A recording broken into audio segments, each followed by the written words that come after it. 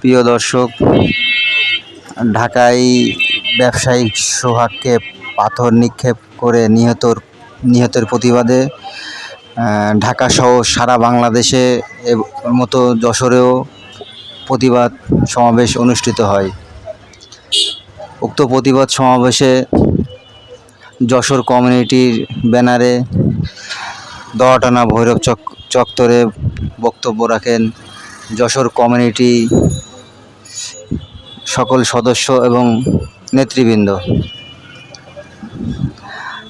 Jessore today Facebook এবং YouTube থেকে দেখছেন আপনারা, ভিডিওটি সম্পূর্ণ দেখার অনুরোধ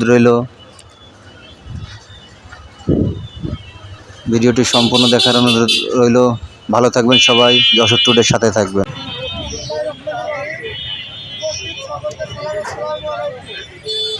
আপনারা জানেন আজকে আমরা ভৈরব চত্বরে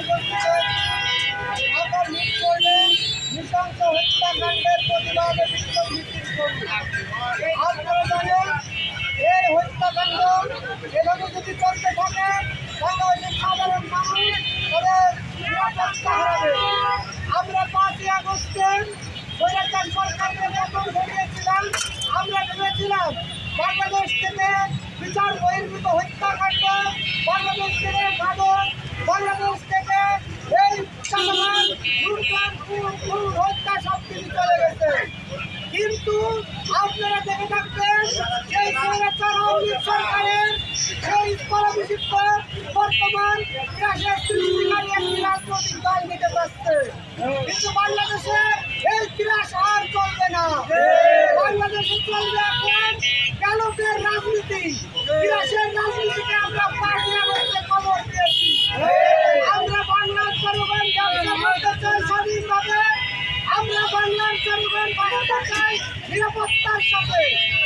আপনার যদি মাদকের নাম করে, আপনার যদি চাঁদাবাজির নাম করে, আপনার যদি ক্ষমতার নাম করে একজন মানুষকে বেআইনিভাবে তাদের বিচার বহির্ভূত হত্যাকাণ্ড করে, তাহলে মনে করবো আপনাদের রাজনৈতিক দলের পৃষ্ঠপোষকতা রয়েছে।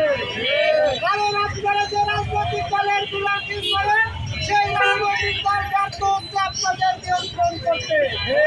সেই রাজনৈতিক দল যদি তাদের কর্মীদের নিয়ন্ত্রণ করতে ব্যর্থ হয় তাহলে মনে করবো সেই 18 কোটি বাঙালিকে সে নিয়ন্ত্রণ করতে পারবে না।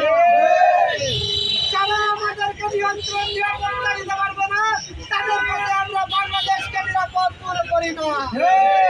এই নিরাপত্তা যদি আমাদের বিএনপি যদি এই খুনের সাথে জড়িত থাকে, জামাতে ইসলাম থাকে, এনসিপি থাকে বা ইসলামী ছাত্র আন্দোলন সেই থাকুক না কেন, তাদের বিরুদ্ধে আমরা সবসময় সোচ্চার রয়েছি।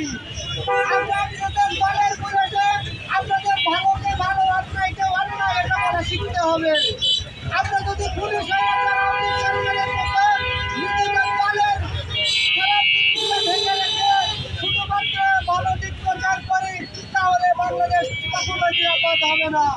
এবং আমরা আশা রাখবো প্রত্যেকটি রাজনৈতিক দল তাদের